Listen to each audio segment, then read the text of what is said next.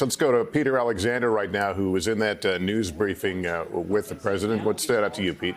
Peter? Yeah, Lester, right out of the gates, we heard from the president saying that he would be invoking the Defense Production Act that allows the federal government to marshal the resources of the private sector to produce those emergency supplies that may be needed. Another headline he was hoping to make here was the discussion of efforts to produce a self-swab that would allow people to test themselves without the potential impact on those healthcare workers who have to derobe and re-robe after every individual test that they take to this point. But I asked the president point blank about this issue of testing and why, when South Korea was doing 10,000 tests a day, through this much time, America has only processed 59,000 tests. You remember 12 days ago, the president said anybody who wants a test could get one. Clearly, that has not been the case. They spoke, obviously, about that backlog and the hope that these tests will ramp up very quickly. That's frustrated a lot of people. And I followed up by asking him why non-symptomatic, asymptomatic professional athletes have been able to get tests, as we've witnessed in the NBA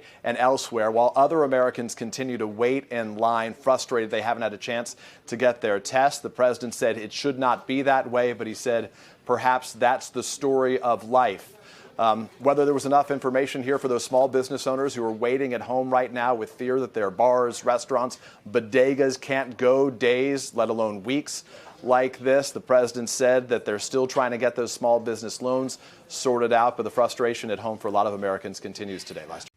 Hey, NBC News viewers, thanks for checking out our YouTube channel. Subscribe by clicking on that button down here and click on any of the videos over here to watch the latest interviews, show highlights, and digital exclusives. Thanks for watching.